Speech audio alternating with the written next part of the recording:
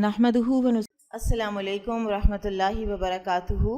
نحمدہ ونصلی علی رسولہ الکریم، اما بعد فاعوذ باللہ من الشیطان الرجیم، بسم اللہ الرحمن الرحیم۔ رب اشرح لی صدری ویسر لی امری واحلل عقدۃ من لسانی یفقہوا قولی، رب زدنی علما، اللہم فقہنا فی الدین، اللہم انی اسألک ایمانا لا یرتد ونعیما لا ینفد ومرافقۃ محمد صلی اللہ علیہ وسلم فی اعلیٰ جنت الخلد، آمین یا رب العالمین۔ انشاءاللہ سورہ یوسف آج ہم آیت 1 سے 35 تک کریں گے اور 3 دن میں انشاءاللہ سورہ کو مکمل کریں گے، اور اس میں سے حاصل ہونے والے سبق جو ہیں ان کو مختصراً دیکھیں گے، ورنہ ویسے تو پورا قرآن ہی ایسے ہے کہ آپ جب بھی پڑھیں تو آپ کو اس میں سے نئی باتیں معلوم ہوتی ہیں، نئے سے نئے سبق حاصل ہوتے ہیں۔ اور سورہ یوسف بھی ایک ایسی سورہ ہے کہ جس کو اللہ تعالیٰ نے خود احسن القصص قرار دیا ہے، بہترین قصہ قرار دیا ہے، اور یہ قصہ بہترین ہے اپنی نریشن کے طریقے کے اعتبار سے بھی، اپنے کانٹینٹ کے اعتبار سے بھی کہ کہانی ہے کیا، اور پھر یہ بہترین ہے ان اسباق کے اعتبار سے کہ جو انسان کو حاصل ہوتے ہیں، اور ہر انسان کی زندگی کا ہر فیز سورہ یوسف میں ایڈریس ہوتا ہے۔ کوئی انسان چاہے بچپن میں ہے، جوانی میں ہے، بڑھاپے میں ہے، کسی بھی فیز میں ہے، تو سورہ یوسف میں اس کے لیے کوئی نہ کوئی سبق ضرور موجود ہے۔ میں چاہوں گی کہ آپ لوگ جو بھی ہم پڑھیں تو کچھ نہ کچھ آپ لوگ اپنے نوٹس بھی لیتے رہیں، تاکہ یہ آپ کی ایک حصہ بن جائے آپ کے لٹریچر کا، اور جب بھی آپ کو کسی اور کو کوئی بات بتانی ہو، سورہ یوسف میں سے کچھ پڑھانا ہو، تو آپ اس کو ایزیلی پڑھا سکیں۔ اس بکلیٹ کو اسی طریقے سے تیار کیا گیا ہے کہ تاکہ یہ آسانی سے آگے پڑھائی جا سکے، اور اس میں نوٹس بنانے کی جگہ بھی چھوڑی گئی ہے۔ کہا جاتا ہے قید العلم بالقلم، علم کو قلم کے ذریعے سے قید کر لیا کرو، کیونکہ بعض اوقات ہم سنتے ہیں تو ایسے لگتا ہے کہ جیسے ہاں ہم ٹھیک ہے، ہم ریٹین کر رہے ہیں، لیکن کچھ عرصے کے بعد ہی وہی لیکچر آپ دوبارہ سنیں تو آپ کو ایسے لگتا ہے کہ آپ پہلی دفعہ سن رہے ہیں۔ کتاب پڑھنے کا بھی یہی ہے، جب تک آپ نے اس میں سے کوئی چیزیں نوٹس نہ بنائے ہوں، ہائی لائٹنگ نہ کی ہو، انڈر لائننگ نہ کی ہو، دوبارہ آپ دیکھتے ہیں تو ایسے لگتا ہے کہ یہ تو پہلی دفعہ پڑھی جا رہی ہے۔ رسول اللہ صلی اللہ علیہ وسلم کو اللہ سبحانہ و تعالیٰ نے قرآن حکیم میں سورۃ الانعام میں یہ ہدایت کی، دیگر پچھلے انبیاء کے حوالے سے، اولئک الذین ھدی اللہ فبہداہ مقتدہ، یہ وہ لوگ ہیں کہ جن کو اللہ تعالیٰ نے ہدایت دی تو ان کی ہدایت کی ہی آپ پیروی کیجئے۔ تو لہٰذا انبیاء کرام تمام کے جو واقعات قرآن حکیم میں آئے ہیں وہ ہمارے لیے تو ہیں ہی، لیکن فرسٹ اینڈ فارموسٹ وہ رسول اللہ صلی اللہ علیہ وسلم کے لیے بھی ہیں، کہ جب بھی آپ کے اوپر کوئی مشکل وقت آئے، جب بھی آپ کے اوپر کسی قسم کی کوئی آزمائش آئے، تو پچھلے انبیاء کرام کو یاد کر لیا کریں، ان کے واقعات اور ان کے قصوں میں آپ کو ضرور کوئی نہ کوئی اپنے لیے گائیڈنس، کوئی نہ کوئی اپنے لیے رہنمائی ملے گی۔ سورہ یوسف مکی دور کی سورہ ہے، اور مکی اور مدنی دور کی صورتیں جو ہیں ان کی جو تخصیص ہے یہ اس طرح سے ہے کہ ہجرت سے پہلے نازل ہونے والی تمام صورتیں مکی دور کی صورتیں کہلاتی ہیں، چاہے وہ مکہ سے باہر نازل ہوئی ہوں، ٹھیک ہے، لیکن زمانے کے اعتبار سے یہ ڈویژن ہے۔ اور جو ہجرت کے بعد نازل ہوئی ہیں وہ مدنی دور کی صورتیں کہلواتی ہیں، چاہے وہ مکہ میں نازل ہوئی ہیں۔ مثلاً ایک وہ جو مشہور آیت ہے، الیوم اکملت لکم دینکم واتممت علیکم نعمتی وردیت لکم الاسلام دینا، سورۃ المائدہ کی آیت نمبر 3 کا حصہ ہے۔ تو یہ حجۃ الوداع کے موقع پر نازل ہوئی ہے، جب آپ صلی اللہ علیہ وسلم غالباً یا عرفات میں تھے یا منی میں تھے، لیکن یہ مدنی دور کی سورہ ہے اس لیے کہ یہ ہجرت کے بعد نازل ہوئی ہے۔ تو سورہ یوسف جو ہے یہ مکی دور کی سورہ ہے، 111 اس کی آیات ہیں، 12 رکوع ہیں، اور یوسف علیہ السلام کا مبارک نام اس میں 25 مرتبہ استعمال ہوا ہے، اور بعض علماء یوسف علیہ السلام کو یوسف الصدیق بھی کہتے ہیں، اس لیے کہ اسی سورہ کے اندر اس نوجوان نے یوسف علیہ السلام کو ایڈریس کیا تھا، یوسف ایھا الصدیق، اے یوسف، اے بہت بڑے سچے۔ اس سورت کا جو شان نزول ہے اس کے بارے میں بہت سی روایات ملتی ہیں۔ سب سے پہلی بات تو یہ ہے کہ اس کا جو زمانہ نزول ہے یہ بالکل مکی دور کا اینڈ ہے، اور یہ وہ وقت ہے کہ جب 6 ہفتے کے اندر 3 اہم واقعات ہوئے رسول اللہ صلی اللہ علیہ وسلم کی حیات مبارکہ میں۔ خدیجہ رضی اللہ عنہا انتقال فرما گئیں، اور آپ صلی اللہ علیہ وسلم کی گھر کے اندر جو ایک بہت بڑی سپورٹ تھی، اور جو مورل سپورٹ بھی تھی، ایموشنل بھی تھی، فائنینشیل بھی تھی، ہر طرح کی، اور بچوں کی ماں تھیں، چھوٹی چھوٹی بیٹیاں تھیں، تو خدیجہ رضی اللہ تعالیٰ عنہ انتقال کر جاتی ہیں۔ پھر اس کے کچھ ہی دنوں کے بعد، بعض سیرہ کی کتابوں میں تو لکھا ہے کہ 3 دن بعد ابو طالب کا انتقال ہو جاتا ہے۔ سو وہ چچا جنہوں نے گھر کے باہر پروٹیکشن دی، حفاظت کی، اور انہوں نے کہا کہ تم اپنا کام کرتے چلے جاؤ، میرے جب تک جان میں جان ہے میں تمہاری حفاظت ہی کروں گا۔ اور کس طرح آپ لوگوں نے سیرہ اگر پڑھ رکھی ہو تو آپ کو یاد ہوگا کہ کس کس نہج پہ جا کے قریش نے رسول اللہ صلی اللہ علیہ وسلم پر اٹیکس کرنے کی کوشش کی، اور ابو طالب جو ہیں وہ سامنے ڈٹ کے کھڑے رہتے تھے، لٹرلی ایک ڈھال کی طرح انہوں نے نبی صلی اللہ علیہ وسلم کو پروٹیکٹ کیا ہے تقریباً 10 سال۔ تو ان کا بھی انتقال ہو جاتا ہے، اور وہ مسلمان بھی نہیں ہوتے۔ تو اس کے کچھ ہی دنوں کے بعد جو قریش ہیں ان کی ساری جو مخالفت اور مسلمانوں پر جو تشدد ہے وہ بہت ملٹی پلائی ہو جاتا ہے، بہت بڑھ جاتا ہے، کیونکہ مسلمان جو ہیں ابو طالب کی وجہ سے ذرا سکون میں تھے۔ ابو طالب کے جانے کے بعد قریش کو بھی ایک جیسے ہوتا ہے نا کہ ایک اوپن وہ ایک مل گیا ٹکٹ کہ اب تو ہم جو مرضی ہے کریں ان کے ساتھ، اب تو ان کا کوئی پوچھنے والا بھی نہیں ہے۔ رسول اللہ صلی اللہ علیہ وسلم کے بارے میں آتا ہے کہ آپ نے فرمایا کہ ایک دن کہ اے چچا، میں آپ کو بہت جلدی میں آپ کی کمی محسوس کرنے لگ گیا ہوں، یعنی ایک انداز ہے یہ کہنے کا کہ آپ کے بعد جو کچھ ہو رہا ہے یہ آپ کی موجودگی میں نہیں ہوتا تھا ہمارے ساتھ۔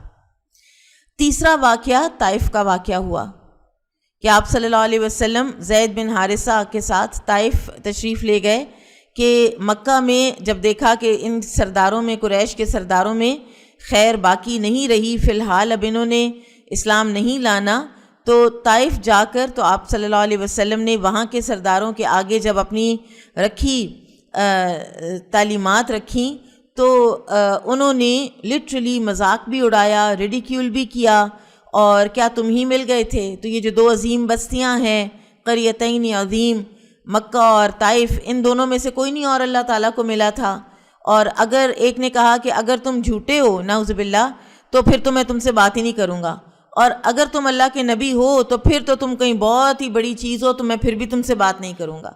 تو اس قسم کی جو باتیں ہیں وہ کر کے تو انہوں نے نبی صلی اللہ علیہ وسلم کا انکار بھی کیا، اور صرف یہ نہیں کہ انکار کیا بلکہ جب آپ صلی اللہ علیہ وسلم طائف سے واپس تشریف لا رہے تھے تو وہاں کے جو آوارہ جو لڑکے تھے ان کو کہا، اور انہوں نے پتھر مارے آپ صلی اللہ علیہ وسلم کو، اور آپ صلی اللہ علیہ وسلم کا خون بہہ نکلا، یہاں تک کہ آپ کے جوتے خون سے بھر گئے، اور وہ سارا واقعہ جو ہے وہ سیرہ کی کتابوں میں ریکارڈڈ ہے کہ کس طرح پھر آپ صلی اللہ علیہ وسلم واپس مکہ پہنچے ہیں، اور یہ بڑا ہی سخت وقت تھا۔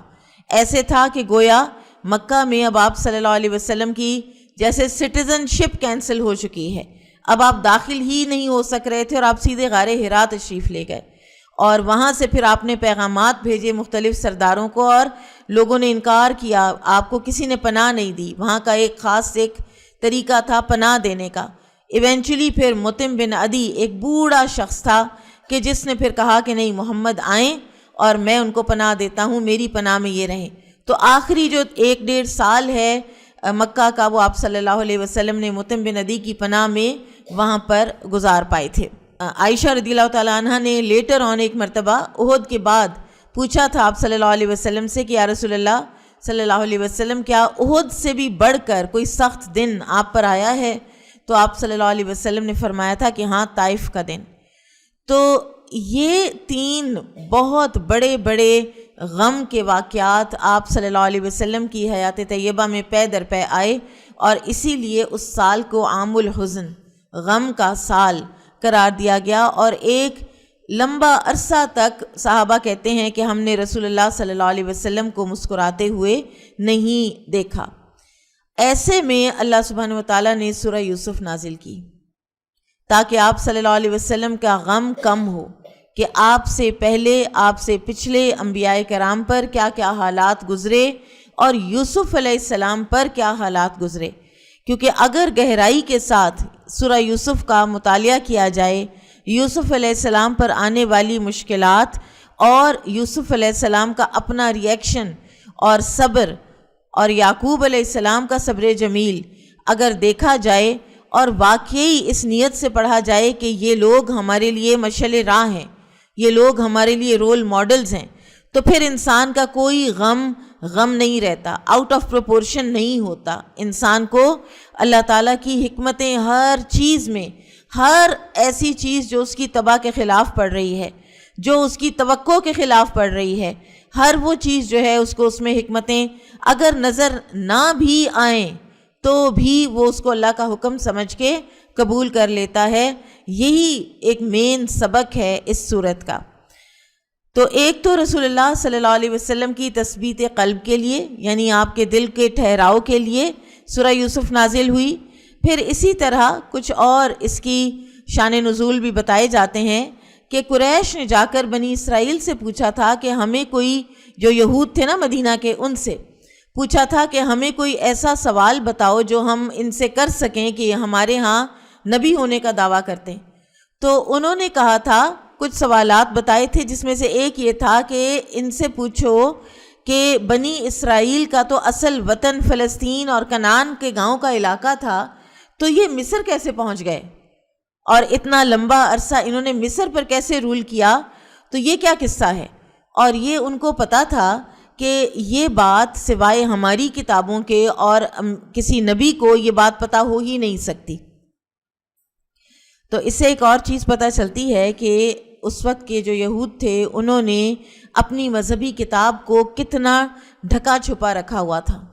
اس کی کوئی تعلیم انہوں نے عام نہیں کی ہوئی تھی، تعلیم عام نہیں کرتے تھے، یعنی کوئی نو ہاؤ تھی ہی نہیں ارد گرد کے لوگوں کو یوسف علیہ السلام کے حوالے سے.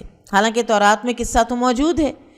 تو انہوں نے آ کر جب پوچھا نبی صلی اللہ علیہ وسلم سے تو سورہ یوسف نازل ہوئی، اور یہ سارا قصہ نازل ہوا جس کو کہ اللہ تعالیٰ نے خود بہترین قصہ قرار دیا، احسن القصص. ویسے تو پورا قرآن ہی احسن القصص ہے، جتنے قصے ہیں وہ بہترین ہیں، لیکن یہ قصہ فصاحت و بلاغت، معنی کی خوبصورتی، علمی اور عملی نکات، غلاموں اور علماء کا بیان، بادشاہوں کی سیرت، عورتوں کی نفسیات، گفتگو کے آداب، درگزر کرنے کے کیا کیا طریقے اور کیا کیا معیارات ہیں، اس میں یہ قصہ اپنی مثال آپ ہے. پھر ایک اور بھی واقعہ بتایا جاتا ہے کہ جب صحابہ بہت شکستہ دل ہوتے تھے اس سارے تشدد سے جو قریش ان کے اوپر کیا کرتے تھے، تو ایک دن انہوں نے آ کر کہا نبی صلی اللہ علیہ وسلم سے کہ یا رسول اللہ صلی اللہ علیہ وسلم ہمیں کوئی گزرے لوگوں کے قصے سنائیے. تو ایسے میں پھر سورہ یوسف بھی نازل ہوئی. صحابہ کرام میں سورہ یوسف کو بہت اہمیت کی نظر سے دیکھا جاتا تھا. عثمان رضی اللہ تعالیٰ عنہ اتنا زیادہ اس کی قرات کیا کرتے تھے کہ بعض لوگوں نے کہا کہ ہم نے ان سے سن کر سورہ یوسف حفظ کر لی ہے. عمر رضی اللہ تعالیٰ عنہ فجر کے فرضوں میں سورہ یوسف اور سورہ حج کی تلاوت کیا کرتے تھے. پھر آپ یہ بھی سوچ لیجئے کہ وہ شروع کس وقت کرتے ہوں گے، فجر کو بالکل اس کے اول وقت میں، کیونکہ یہ دونوں طویل صورتیں ہیں. اسی طرح مصعب بن عمیر رضی اللہ عنہ کا نام آپ نے سن رکھا ہوگا. یہ وہ نوجوان صحابی ہیں جو بالکل ابتدائی اسلام میں مسلمان ہوئے.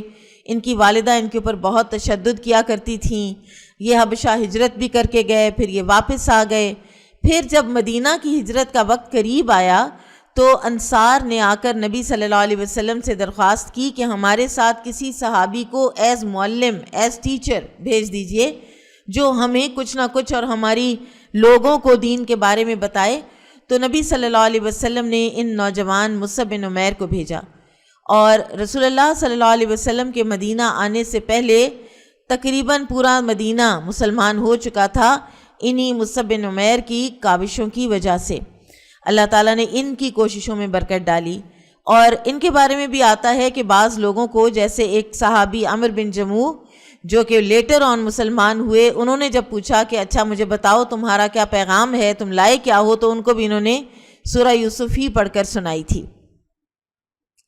اہل علم اس سورت کو غم زائل کرنے والی سورہ قرار دیتے ہیں، اور کہتے ہیں کہ غمگین اور مایوس انسان اس کو سنے تو وہ خوش ہو جاتا ہے۔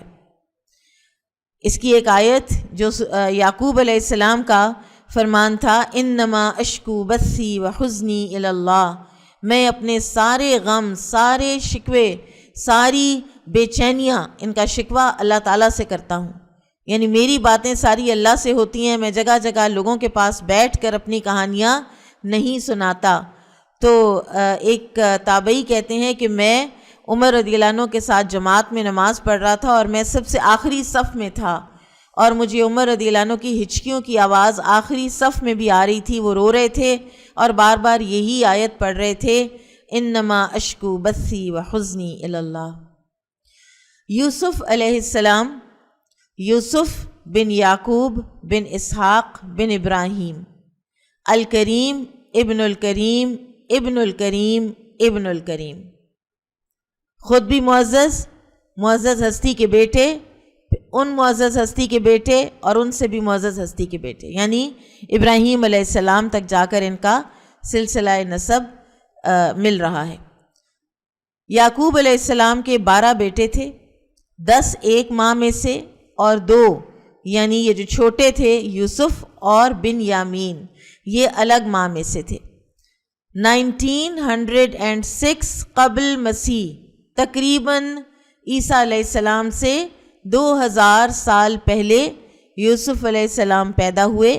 ان کی والدہ کا نام راحیل یا ریچل آتا ہے، آج سے تقریباً 4000 سال پہلے۔ یوسف علیہ السلام کے بارے میں یہ بھی کہا جاتا ہے کہ انہوں نے 110 سال کی عمر میں وفات پائی تھی، اور کیونکہ زندگی پھر ان کی مصر میں ہی گزری، تو انتقال کے وقت انہوں نے وصیت فرمائی کہ جب تم مصر سے نکلو تو میری ہڈیاں ساتھ لے کر جانا، اور کہا جاتا ہے کہ پھر وہ لے گئے تھے، اور پھر یوسف علیہ السلام کو دوبارہ دفن کیا گیا تھا فلسطین میں۔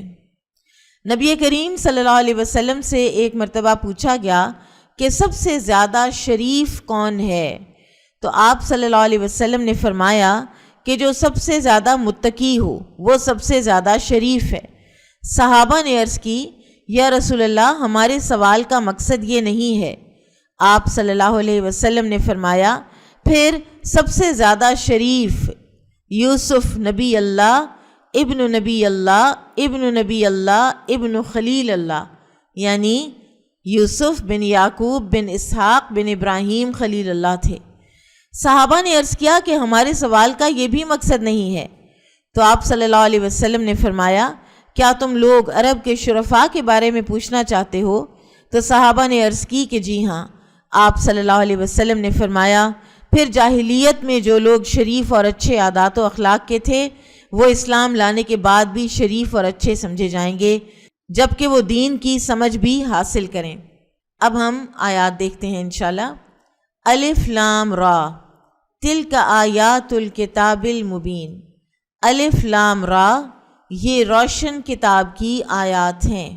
الف لام را حروف مقطعات کہلاتے ہیں، قاف تا عین سے قطع کر کے پڑھنے والے حروف، یعنی ان کو اکٹھا نہیں پڑھا جاتا، جیسے الف لام میم صاد، کاف ہا یا عین صاد، یا سین قاف نون، اس طرح کے الفاظ سے قرآن کی بعض جو صورتیں ہیں ان کی ابتدا ہوئی ہے۔ ان کا معنی اللہ کے سوا کوئی نہیں جانتا، البتہ بعض علماء نے یہ تحقیق کے بعد فرمایا ہے کہ اگر دیکھا جائے تو جہاں بھی جو صورت بھی قرآن حکیم کی حروف مقطعات سے شروع ہوتی ہے اس کے بعد جو آیت ہے اس کے اندر قرآن کی کوئی نہ کوئی بات کی جا رہی ہوتی ہے. یاسین والقرآن الحکیم، الف لام را تلک آیات الکتاب المبین، الف لام میم ذالک الکتاب لا ریب فیہ، ٹھیک ہے، نون والقلم وما یسطرون. اور اسی طرح سبھی کے بارے میں یہی ایک بات سمجھ میں آتی ہے کہ یہ ایک طرح کا چیلنج ہے قریش کے لیے بھی، جو کہ عرب کے فصیح اللسان لوگ تھے، اور ایک چیلنج کہ یہ الفابیٹس ہیں، یہی الفابیٹس ہیں جن سے یہ پورے کا پورا قرآن کا جو متن ہے یہ وجود میں آیا ہے، اللہ سبحانہ و تعالیٰ نے اس کو نازل کیا ہے. تو یہ الفابیٹس تمہارے پاس بھی ہیں، تم بھی بنا لو، کون روک رہا ہے تمہیں؟ اور پھر آپ جانتے ہیں کہ جھوٹی نبوت کے جو دعوے دار تھے، مسیلمہ کذاب وغیرہ، انہوں نے کوششیں بھی کیں، لیکن انتہائی کروڈ قسم کی وہ کوششیں تھیں. تو الف لام را حروف مقطعات، تلک آیات الکتاب المبین، یہ آیات ہیں کتاب مبین کی. قرآن کا سب سے کامن نام جو قرآن حکیم میں یوز ہوئے ہیں وہ قرآن اور کتاب ہیں. اس کے علاوہ الذکر بھی آیا ہے، اور کئی علوم القرآن کے جو علماء کرام ہیں انہوں نے تو اور بھی بہت سے نام قرآن کے گنوائے ہیں. بہرحال وہ قرآن کی صفات ہیں. المبین، اگر اس کو قرآن کی صفت دیکھا جائے تو پھر تو اس کا معنی ہے کہ یہ وہ کتاب ہے کہ جو بالکل واضح ہے، اس کے اندر کسی قسم کی کوئی کنفیوژن نہیں ہے، کوئی ابہام نہیں ہے، کوئی اس کے اندر شکوک و شبہات باقی نہیں رہتے. ایک دفعہ کوئی قرآن کی ٹرانسلیشن ہی پڑھ لے الحمد سے والناس تک، کور ٹو کور، اور ایز مسلمان یہ ہم سب کا فرض عین ہے، یہ فرض کفایہ بھی نہیں ہے. یہ تو نہیں ہے نا کہ قرآن کسی کے لیے ہے اور کسی کے لیے نہیں ہے. ہر کسی کے ہر طرح کے ذاتی معاملات، معاشی معاملات، اس کے سوسائٹل معاملات، معاشرتی، ہر کسی میں اس کو قرآن کی ضرورت ہے. لیکن اگر اس کو قرآن سے اجنبیت ہوگی تو وہ کبھی بھی نہ سکون پائے گا اپنی زندگی میں، اور نہ ہی وہ درست فیصلے کر پائے گا، کیونکہ جو مبین کتاب ہے، جو واضح کتاب ہے، جو روشن کتاب ہے، اس کو تو اس نے چھوڑ رکھا ہے. لہٰذا میری آپ سب سے یہ درخواست بھی ہے کہ آپ ضرور ضرور قرآن کا ٹرانسلیشن جو ہے وہ پڑھیں، اور اس کا کوئی نہ کوئی آپ ضرور اہتمام اپنی زندگی میں رکھیں. پھر ایک اور ہے کہ اس کا من جانب اللہ ہونا بالکل واضح ہے، جیسا کہ ہم نے سورۃ البقرہ میں ہم پڑھتے ہیں کہ ذالک الکتاب لا ریب فیہ. اور پھر بعض علماء نے یہ کہا ہے کہ مبین اگر اللہ سبحانہ و تعالیٰ کی صفت کے طور پر لیا جائے، کیونکہ اللہ تعالیٰ کا بھی ایک صفاتی نام المبین ہے کہ ہر بات کو اللہ تعالیٰ واضح کر کے بیان کرتے ہیں. اللہ تعالیٰ کی بتائی ہوئی کسی بات میں کوئی ٹیڑھ، کوئی کجی، کوئی کمی نہیں ہوتی. اِنَّا أَنزَلْنَاهُ قُرْآنًا عَرَبِيًّا لَعَلَّكُمْ تَعْقِلُونَ، یقیناً ہم نے اس قرآن کو عربی زبان میں نازل فرمایا ہے تاکہ تم سمجھ سکو. اب یہ دو وربز ہیں جو قرآن میں استعمال ہوتے ہیں، انزلہ اور نزلہ، ٹھیک ہے؟ تو انزلہ سے مراد ہے یک بارگی نازل ہونا، اور نزلہ سے مراد ہے تدریج کے ساتھ آہستہ آہستہ موقع بموقع نازل ہونا. تو قرآن حکیم کے لیے اللہ تعالیٰ نے دونوں ہی وربز جو ہیں وہ استعمال کیے ہیں. تو اس میں یہ پتہ چلتا ہے، علماء کہتے ہیں کہ انزلہ جہاں آئے گا تو مراد ہوگی قرآن کا یکبارگی نزول، جو کہ ہم پڑھتے ہیں کہ انا انزلناہ فی لیلۃ القدر، اس کو ہم نے نازل کیا لیلۃ القدر میں. تو لیلۃ القدر جو ہے اس میں یہ نازل ہوا یک بارگی، اور کہاں سے کہاں نازل ہوا؟ لوح محفوظ سے اس کو پورے کے پورے عربی قرآن کو لے کر تو آسمان دنیا میں بیت العزہ میں اس کو رکھ دیا گیا، یہ باقاعدہ اس کا نزول بیت العزہ پر کیا گیا، اور وہاں سے پھر وقتاً فوقتاً 23 سال کے عرصے میں یہ نزلہ کا پروسیس ہوا قلب رسول صلی اللہ علیہ وسلم پر۔ جس بستی میں یہ قرآن نازل ہونا شروع ہوا وہ دنیا کی افضل ترین بستی ہے، اللہ سبحانہ و تعالیٰ نے اس کو بلد الامین قرار دیا ہے، امن والا شہر، پھر ام القریٰ قرار دیا ہے، تمام بستیوں کا مرکز۔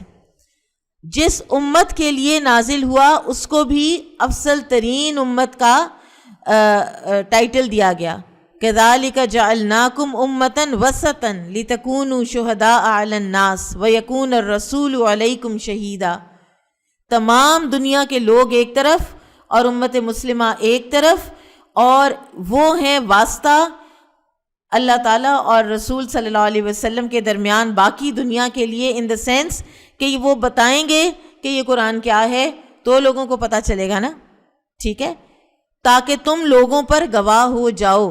یعنی امت مسلمہ میں پیدا ہو جانے کے ساتھ ساتھ ہم اس ذمہ داری کے ساتھ پیدا ہوئے ہیں کہ ہم نے لوگوں کو بتانا ہے کہ اسلام کیا ہے، قرآن کیا ہے، دین کیا ہے، زندگی کا مقصد کیا ہے، آخرت کے مراحل کیا ہیں۔ ہمیں خود پتہ ہوں گے تو ہم کسی اور کو بتا پائیں گے۔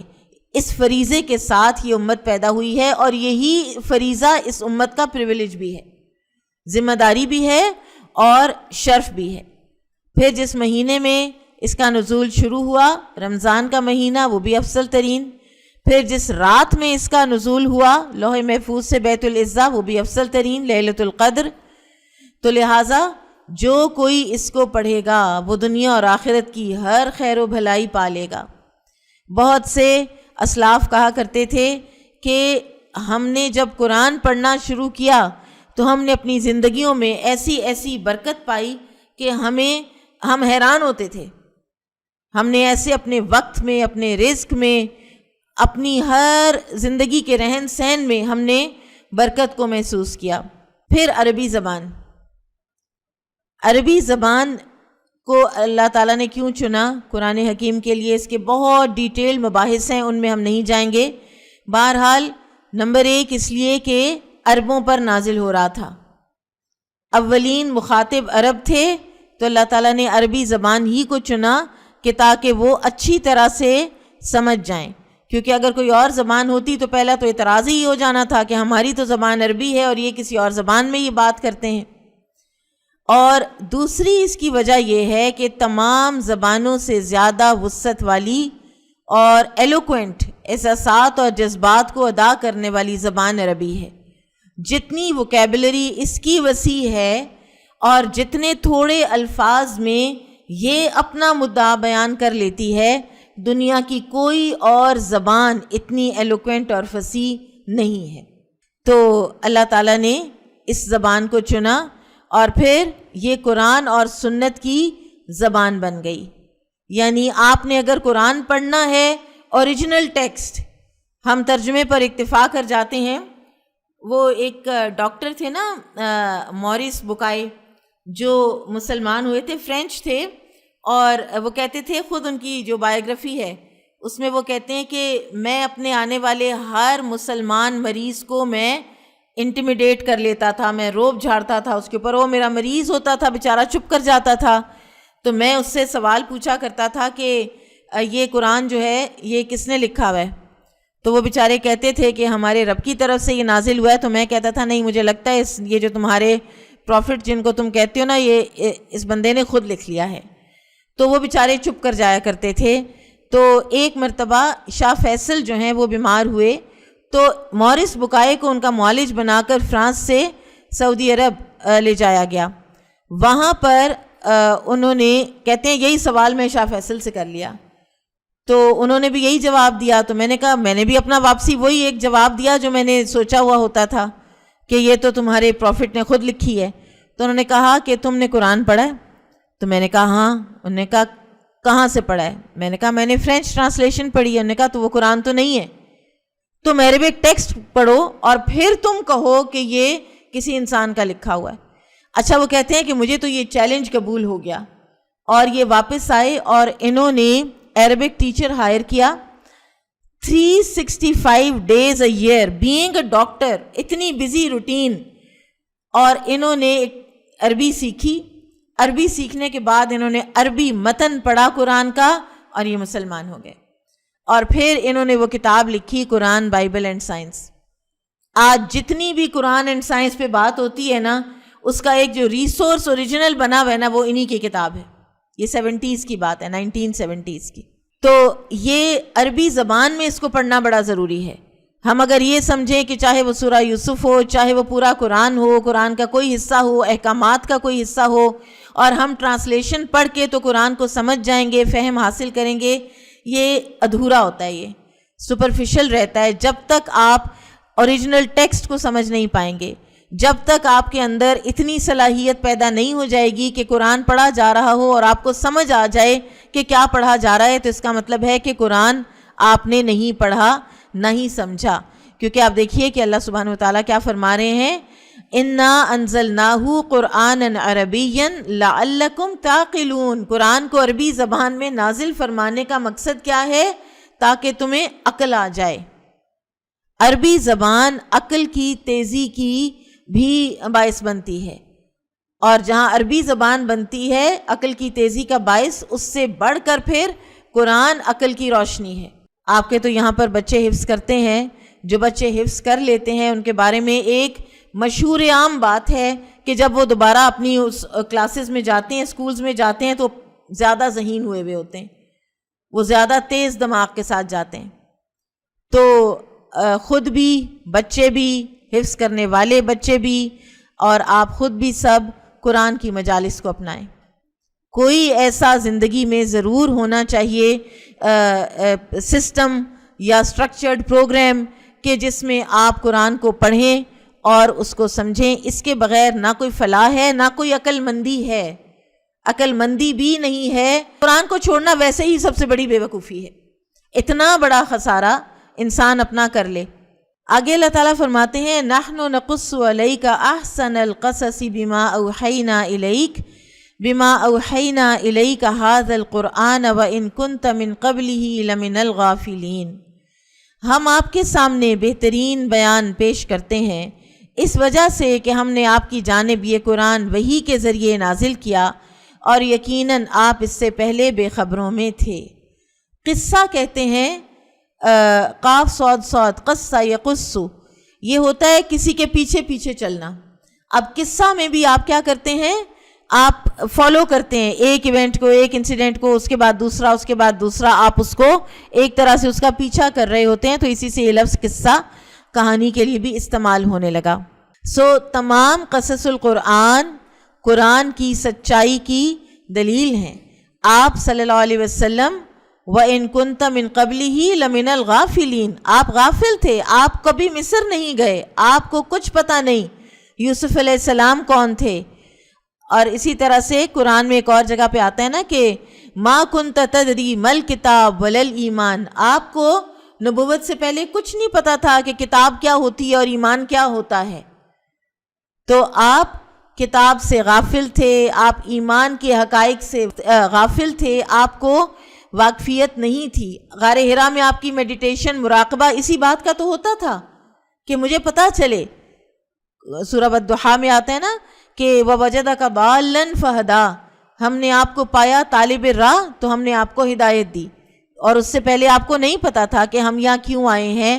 بتوں کی پوجا سے آپ کو سخت نفرت تھی اور آپ کو سمجھ نہیں آتی تھی کہ یہ نہیں تو پھر کیا.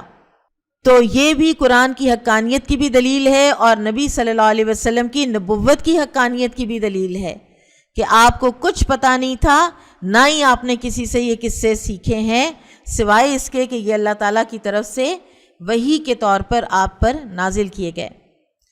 اذ قال یوسف لأبیہ یا ابتی انی رأیت 11 کوکبا والشمس والقمر رأیتہم لی ساجدین. جبکہ یوسف نے اپنے باپ سے ذکر کیا کہ ابا جان, میں نے 11 ستاروں کو اور سورج چاند کو دیکھا کہ وہ سب مجھے سجدہ کر رہے ہیں. قصے کی ابتدا خواب سے ہوتی ہے. بعض اوقات بعض لوگوں سے اللہ تعالیٰ جب کوئی بڑا کام کروانا چاہتے ہیں تو تمہید کے لیے ان کی زندگی میں کچھ اشارات دیتے ہیں، اور یہ انہی اشارات میں سے ایک اشارہ ہے جو بعض علماء نے کہا ہے کہ یہ وقت ہے یوسف علیہ السلام جس وقت 7 سال کے تھے، بالکل ہی چھوٹے بچے ہیں۔ اور آپ کو معلوم ہوگا کہ رسول اللہ صلی اللہ علیہ وسلم پر بھی نبوت کی ابتدا جو ہے وہ سچے خوابوں سے ہوئی تھی۔ آپ رات کو خواب دیکھتے اور دن میں وہ بالکل اسی طرح سچا ثابت ہو جاتا۔ پھر اسی طرح آپ صلی اللہ علیہ وسلم کو بعض پتھروں نے سلام کرنا بھی شروع کر دیا تھا۔ تو یہاں ہم دیکھتے ہیں کہ یوسف علیہ السلام کو خواب آیا ہے، اور خواب سمجھ آ رہی ہے کہ ایک بہت اچھا خواب ہے، ایک مرتبے والا خواب ہے۔ چاند اور سورج تو ہو گئے ماں اور باپ۔ بعض لوگوں نے کہا ہے سورج باپ ہے اور چاند ماں ہے، بعض نے کہا ہے نہیں، سورج ماں ہے اور چاند باپ ہے، اس لیے کہ ماں کا درجہ زیادہ ہے، 3 درجے زیادہ ہے باپ سے، اور 11 ستارے جو ہیں وہ 11 بھائی ہیں۔ اب یہاں پر بھائیوں کا ستاروں کی شکل میں آنا جو ہے وہ بھی ایک معنی رکھتا ہے کہ بہرحال سٹارز تھے وہ، اور سٹار کوئی بری چیز نہیں ہوتا۔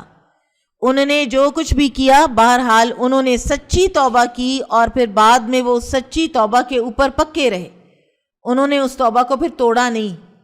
اور پھر وہ بعد میں بعض علماء کے نزدیک بائبل میں کچھ مائنر پروفٹس کا ذکر ہے، یعنی کم تر درجے کے انبیاء، تو کہا جاتا ہے کہ یہ سارے جو ہیں یہ مائنر پروفٹس بنے تھے بعد میں، اس لیے کہ قرآن میں بھی ان کا ذکر آتا ہے نا۔ آپ دیکھیں کہ جیسے آتا ہے نا کہ ان ابراہیم و اسماعیل و اسحاق و یعقوب والاسباط، اسباط کا ذکر آتا ہے نا بار بار قرآن میں، اور اسباط اولاد یعقوب ہیں۔ تو انبیاء کے ساتھ ان کے ناموں کا آنا جو ہے وہ اس بات کی دلیل ہے بعض کے نزدیک کہ یہ مائنر پروفٹس تھے بھائی۔ تو لہٰذا جو ہم یہ ابھی بھی ان کے بارے میں دے لیتے ہیں نا کوئی نیگیٹو ایگزامپلز اور نیگیٹو باتیں یوز کر لیتے ہیں، نیگیٹو کچھ کامنٹس دے لیتے ہیں، تو اس سے ہمیں گریز کرنا چاہیے، کیونکہ انہوں نے سچی توبہ کی تھی، اور سچی توبہ سے انسان کے گناہ کتنے بھی بڑے ہوں وہ اریز ہو جاتے ہیں، وہ مٹ جاتے ہیں۔ یہاں پر ہم تھوڑی سی بات خوابوں کے حوالے سے کر لیتے ہیں۔ خواب 3 طرح کے ہوتے ہیں، اچھا اور سچا خواب جس کو الرؤیا الصالحہ کہا جاتا ہے، دوسرے برا خواب نائٹ میئرز جو من الشیطان ہوتے ہیں، جو شیطان کی طرف سے ہوتے ہیں، اور تیسرے میننگ لیس خواب، آپ نے دن میں جو کیا سارا دن اسکول میں وہی آپ کو خواب میں کوئی شور سا مچا ہوا ہوتا ہے، تو وہ میننگ لیس ہوتے ہیں، اس کو حدیث نفس کہتے ہیں۔ سچے خواب کے بارے میں جو ایٹیکیٹس ہیں وہ یہ ہیں کہ انسان اللہ تعالیٰ کا شکر ادا کرے، اور اپنے کسی سچے خیر خواہ کے علاوہ کسی کو اپنا خواب نہ سنائے، کیونکہ خوابوں کے بھی حاسد ہوتے ہیں، جیسا کہ ہمیں یہاں پہ پتہ چل رہا ہے، ٹھیک ہے۔ تو یہ زندگی کا ایک بہت بڑا ایک تلخ حقیقت کہہ لیجئے، لیکن یہ ہے کہ اچھے خواب جس کو آتے ہیں اگر وہ بہت زیادہ لوگوں کو سناتا رہے تو وہ بھی اپنے حاسد پیدا کر لیتا ہے، کیونکہ اچھا اور سچا خواب بھی ایک بہت بڑی نعمت ہوتی ہے، ٹھیک ہے۔ تو دوسرا ایٹیکیٹ اس کا یہ ہے اللہ کا شکر ادا کرنے کے بعد کہ اپنے سچے خیر خواہ کے علاوہ نہ وہ کسی کو بتائے، اور کسی جاننے والے سے اس کی تعبیر معلوم کرے، ہر کسی سے تعبیر کے تیر تکے نہ چلوائے، کیونکہ خوابوں کی تعبیر ایک باقاعدہ ٹیکنیکل علم ہے، اور یہ اللہ تعالیٰ کی طرف سے خدا داد ہوتا ہے، یہ کتابیں پڑھنے سے نہیں آتا، یہ بعض لوگوں کو خود سے اس کی ایک سمجھ آ جاتی ہے، ٹھیک ہے۔ اور سچا خواب نبی صلی اللہ علیہ وسلم نے فرمایا کہ نبوت کے 46واں حصہ ہے، ٹھیک ہے، تو یہی اب باقی رہ گیا ہے نبوت میں سے۔ پھر ہے جو شیطان کی طرف سے برے خواب ہوتے ہیں، بعض لوگوں کو بہت زیادہ برے خواب آتے ہیں۔ مجھے خاتون نے ایک دفعہ آ کر بتایا کہ وہ ہر وقت اپنے بیٹے کے بارے میں برے خواب دیکھتی ہیں، اور بہت ہی زیادہ برے خواب دیکھتی ہیں، اور الحمدللہ سال ہا سال پرانی یہ بات ہے، آج تک ان کے بیٹے کو کچھ بھی نہیں ہوا۔ یہ شیطان کے کچوکے ہوتے ہیں۔ شیطان جب یہ دیکھ لیتا ہے کہ آپ کو کوئی انگزائٹی کس چیز سے بنتی ہے تو وہ اس سے آپ کو ڈراتا ہے۔ تو اول تو یہ کہ اپنے رات کے سونے کے اذکار کر کے سونا چاہیے، اسی سے شیطان جو ہے نا وہ وارڈ آف ہو جاتا ہے، بڑی حد تک وارڈ آف ہو جاتا ہے۔ اس کے علاوہ اس کے باوجود پھر بھی اگر آپ کو کوئی خواب ایسا آ جاتا ہے جو آپ کے لیے ڈسٹربنگ ہے، آپ کو خوف زدہ کر رہا ہے، تو پھر اس کے کرنے کے اس کی تھیراپیوٹک ٹیکنیک ہے باقاعدہ جو نبی صلی اللہ علیہ وسلم نے بتائی، جو آپ کی اس انگزائٹی کو اور خوف کو بالکل دور کر دے گی۔ 5 سٹیپس ہیں جو آپ نے کرنے ہیں۔ سب سے پہلے آپ نے تعوذ پڑھنا ہے۔ تعوذ سمجھتے ہیں نا؟ اعوذ باللہ من الشیطان الرجیم، ٹھیک ہے؟ آپ پڑھیے تعوذ، پھر اس کے بعد آپ 3 مرتبہ بائیں طرف تھتکار دیجئے، ٹھیک ہے؟ اور یہ پھونکنا نہیں ہوتا، یہ تھتکارنا ہوتا ہے، ایسے کر کے تھوڑی سی جس میں آپ کی جو ویٹنس ہے آپ کے اسپٹ کی وہ بھی نکلے گی، ٹھیک ہے؟ نمبر 3 کروٹ بدل لیجئے۔ نمبر 4 اٹھیں، وضو کریں اور 2 رکعت نماز پڑھ لیں۔ اور نمبر 5 اس خواب کا ذکر کسی سے مت کریں، بتائیں نہیں کسی کو۔ جتنا بتائیں گے کوئی آپ کو یوں کر کے دیکھے گا، کوئی پریشانی کا چہرہ بنائے گا، آپ وہیں ڈھیر ہو جائیں گے۔ تو جب آپ کسی چیز کو، اور یہ آپ دیکھیے ہیومن نیچر ہے، آپ کسی چیز کو جب بہت زیادہ مینشن کرتے ہیں وہ آپ کو اور زیادہ تکلیف دیتی ہے۔ جب آپ اس چیز کا ذکر چھوڑ دیتے ہیں تو وہ آہستہ آہستہ آپ کے ذہن سے محو ہونے لگ جاتی ہے۔ تو لہٰذا یہ بہت ہی بڑی ٹیکنیک ہے خوابوں کو ہینڈل کرنے کی جو برے خواب ہیں۔ اور حدیث نفس جو ہے اس کے لیے تو کچھ بھی کرنے کی ضرورت نہیں ہے۔ ایک مرتبہ ایک شخص نے آپ صلی اللہ علیہ وسلم سے آ کر عرض کی کہ یا رسول اللہ صلی اللہ علیہ وسلم، میں نے خواب میں دیکھا ہے کہ میرا سر کٹ گیا ہے، یعنی میں الگ ہوں اور میرا سر الگ پڑا ہوا ہے۔ اب آپ دیکھیے کتنا خوفناک خواب ہے۔ تو آپ صلی اللہ علیہ وسلم ہنس پڑے اور آپ نے فرمایا کہ تم میں سے کسی کے ساتھ جب شیطان کوئی کھیل کرے تو اس کو چاہیے، اور یہ ساری جو تھیراپی ہے یہ آپ صلی اللہ علیہ وسلم نے بتائی۔ پھر ایک اور بھی جو اصول بتایا گیا ہے سچے خوابوں کا، وہ یہ ہے اصدقکم رؤیا اصدقکم حدیثا۔ سب سے زیادہ سچے خواب ان لوگوں کو آتے ہیں کہ جو عام زندگی میں بھی سچے لوگ ہوتے ہیں، سچ بولتے ہیں، جھوٹ کے ساتھ ان کا کوئی واسطہ تعلق نہیں ہوتا۔ یوسف علیہ السلام کا خواب جب یعقوب علیہ السلام نے سن لیا تو انہوں نے کیا کہا؟ قال یا بنیا، اے میرے پیارے سے چھوٹے سے بیٹے۔ یہ جو ہے نا یا بنیا، اس کے اندر پیار اور محبت اور انڈیئرمنٹ ہے۔ اسی طرح جو یا ابتی ہے اس میں جو تا ہے وہ بھی انڈیئرمنٹ کا ہے اور تمیز کا ہے اور ادب کا ہے۔ تو باقی بھائیوں کو آپ دیکھیں گے جب وہ کہتے ہیں نا یا ابانا یا ابانا، ان کا طریقہ بات کرنے کا بھی جو ہے وہ باپ کے ساتھ مؤدبانہ نہیں تھا۔ یوسف علیہ السلام اس عمر میں بھی با ادب ہیں، کہتے ہیں نا با ادب با نصیب، بے ادب بے نصیب۔ تو یہ ایک ادب کا تقاضا بھی وہ پورا کر رہے ہیں کہ والد کو ایڈریس کس طرح کرنا ہے۔ تو انہوں نے کہا کہ اے میرے چھوٹے سے پیارے سے بیٹے، اپنے اس خواب کا ذکر اپنے بھائیوں سے نہ کرنا، ایسا نہ ہو کہ وہ تیرے ساتھ کوئی فریب کاری کریں، شیطان تو انسان کا کھلا دشمن ہے۔ تو یہاں پر اب یعقوب علیہ السلام کی ہمیں سیرت سے پتہ چلتا ہے کہ بچوں کو نصیحت کرتے ہوئے پیار سے محبت سے بچوں کو ایڈریس کریں، نہ ان کو پکڑ کے زور سے ایسے جھٹکیں، نہ ان کو ڈانٹیں، نہ ان کو ماریں، نہ ان کو بہت زیادہ ریپریمانڈ کریں، ٹھیک ہے؟ تو پیار سے بات کریں۔ اور ساتھ نصیحت کیا کی کہ اپنی اس نعمت کو چھپاؤ۔ اب وہ اس کا مطلب ہے کہ اس سے پہلے جو بھی ان کے کوئی چال چلن بھائیوں کے تھے، یعقوب علیہ السلام یہ بھانپے ہوئے تھے، ان کا یہ مشاہدہ تھا کہ یہ جو بڑے بھائی ہیں یہ یوسف کے ساتھ سنسیئر نہیں ہیں۔ بہرحال یہ کس ایکسٹینٹ تک جا سکتے ہیں یہ ہو سکتا ہے ان کو نہ احساس ہو اس وقت، لیکن ان کو یہ تھا کہ یہ اس خواب کے بعد تو یہ اور زیادہ جیلس ہو جائیں گے۔ تو محرک جو ہے بھائیوں کا یوسف علیہ السلام سے دشمنی کا وہ کیا تھا؟ حسد۔ تو حسد کے حوالے سے تھوڑی بات بھی کرتے چلیں کہ نبی صلی اللہ علیہ وسلم نے فرمایا کہ تم اپنی ضرورتوں کو پورا کرنے کے لیے رازداری سے مدد لو، بے شک ہر صاحب نعمت سے حسد کیا جاتا ہے اور سچا خواب بھی ایک نعمت ہی ہوتا ہے۔ تو لہٰذا جب تک کہ آپ کی نعمتیں اور آپ کے ارادے آپ نے کوئی ارادہ کیا سپوز، جب تک کہ وہ پورا نہیں ہو جاتا اس وقت تک لوگوں میں اس کو مشہور مت کریں. کوئی آپ نے آگے پڑھنا ہے، آپ نے کوئی ڈگری لینی ہے، یا آپ کا کوئی اور ارادہ ایسا ہے جو ابھی اس میں ہے، پائپ لائن کے اندر ہے، تو ہر کسی کو نہ بتاتے پھریں. بہت سے لوگوں کی عادت ہوتی ہے کہ وہ پہلے سے بتا دیتے ہیں، وہیں کوئی نہ کوئی حاسد پیدا ہو جاتا ہے، وہیں وہ نظر لگاتا ہے، وہیں وہ کوئی چال چلتا ہے. میں پچھلے دنوں کسی کا سنا کہ کچھ لوگ تھے، کوئی فیملی تھی، 8 لوگ تھے، مرد تھے سارے شاید، واللہ عالم. انہوں نے USA کا ویزا اپلائی کیا، 7 کا لگ گیا، 8ویں کا نہیں لگا.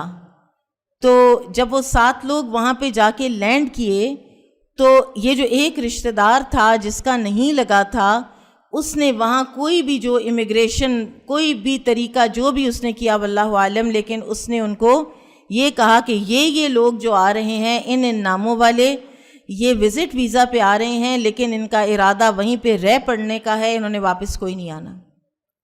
ان لوگوں نے ان کی وہیں پہ جو بھی جانچ پڑتال کی، ان کے 1000 دینے کے باوجود گارنٹی، انہوں نے اس کو وہیں ایئرپورٹ سے ان 7 کے 7 کو ڈپورٹ کر دیا واپس پاکستان.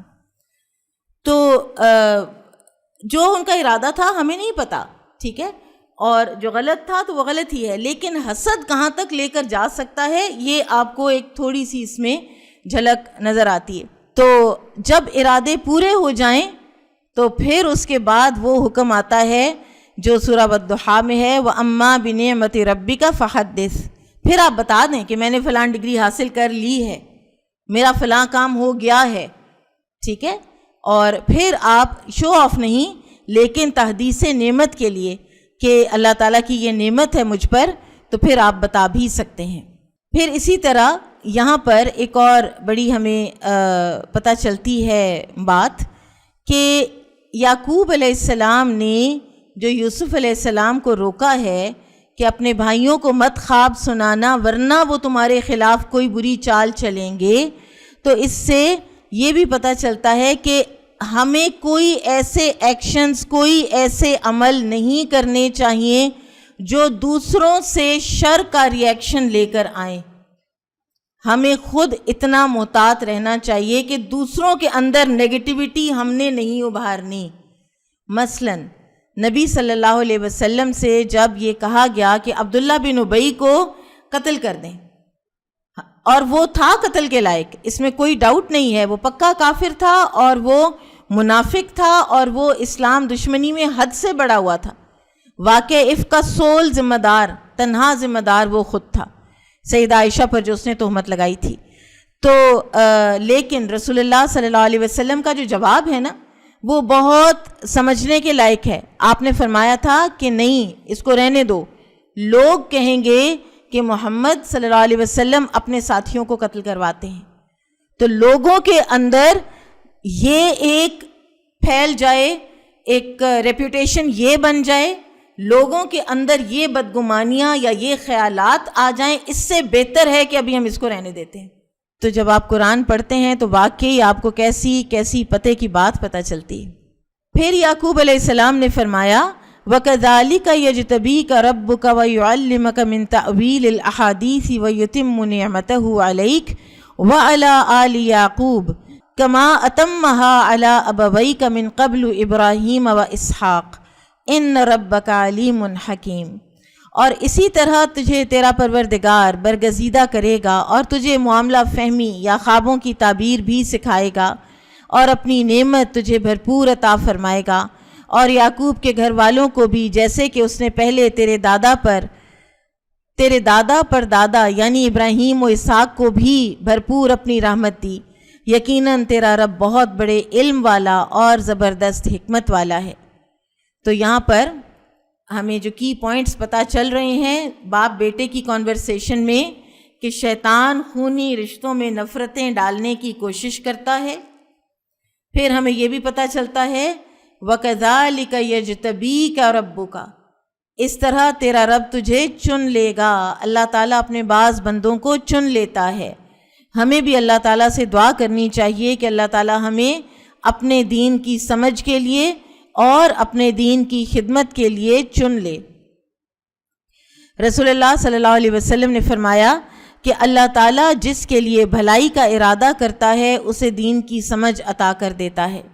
اور یہاں پر یعقوب علیہ السلام یوسف علیہ السلام کو ان کو یہ بتا رہے ہیں کہ اللہ تعالیٰ تمہیں دین کی نعمت اور سمجھ بوجھ عطا فرمائے گا، اور تمہیں عزت ملے گی، اور تمہارے ساتھ یعقوب علیہ السلام کو بھی ملے گی اور باقی بچوں کو بھی ملے گی۔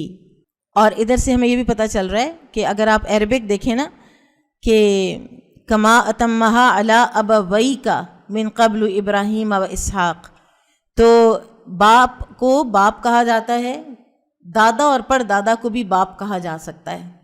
جیسے نبی صلی اللہ علیہ وسلم نے بھی فرمایا تھا نا، انا النبی لا کذب انا ابن عبد المطلب، میں نبی ہوں اللہ کا اور اس میں کوئی جھوٹ نہیں ہے، اور میں عبد المطلب کا بیٹا ہوں۔ لقد کان فی یوسف و اخوتہ آیات للسائلین، یقیناً یوسف اور اس کے بھائیوں میں دریافت کرنے والوں کے لیے بڑی نشانیاں ہیں۔ سائلین یعنی جو یہود کے کہنے پر قریش نے پوچھا کہ بنی اسرائیل کنعان سے مصر کیسے پہنچے، اور نشانیاں کیا ہیں؟ ہر طرح کے سبق ہیں۔ تنگی سے فراخی آتی ہے، غلامی سے بادشاہی کی داستان کیا ہے، زندگی کبھی ایک جیسی نہیں رہتی، تو انسان کو خوشی میں اللہ کا شکر ادا کرنا چاہیے اور تنگی میں صبر کرنا چاہیے۔ غصے اور انگزائٹی کو تنگی کے وقتوں میں اپنے سے دور رکھنا چاہیے۔ اس امید پر زندہ رہنا چاہیے کہ ہر رات کے بعد دن بھی آتا ہے۔ آیات للسائلین، آیت قرآن کی آیت کو بھی کہتے ہیں اور معجزے کو بھی کہتے ہیں، نشانیوں کو بھی کہتے ہیں، اور یہ جو آپ کے نیچر میں جو کچھ یہ جو رات اور دن کا آنا جانا، آپ کسی برڈ کو دیکھ لیں، آپ کسی پھول کو دیکھ لیں، آپ اس کا سارا پروسیس دیکھیں، تو یہ بھی آیات ہیں، آیات کائنات ہیں یہ۔ تو لہٰذا یہ قرآن پورے کا پورا، اس کی ایک ایک آیت معجزہ ہے، جتنے جتنے سبق ہر آیت اپنے اندر لیے ہوئے ہے۔ اذ قالوا لیوسف واخوہ احب الی ابینا منا ونحن عصبہ ان ابانا لفی ضلال مبین، جبکہ انہوں نے کہا کہ یوسف اور اس کا بھائی بنسبت ہمارے باپ کو بہت زیادہ پیارے ہیں، حالانکہ ہم طاقتور جماعت ہیں، کوئی شک نہیں کہ ہمارے ابا سری غلطی میں ہیں۔ اب ان کو یہ لگتا تھا، اور ایسا معلوم ہوتا ہے کہ شاید ایسا ہو بھی۔ اب کیا والدین ایک بچے سے زیادہ پیار کر سکتے ہیں؟